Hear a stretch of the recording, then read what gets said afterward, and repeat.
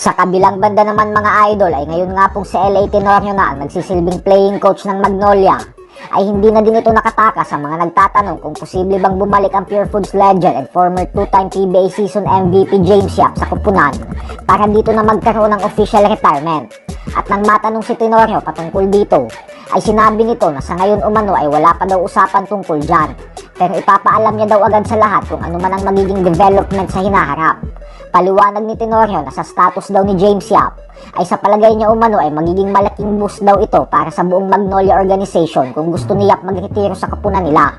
Dagdag pa nito na nagkikita at nagkakalaro pa naman daw sila ni Yap sa mga pick-up games kung saan nagkausap pa nga daw sila.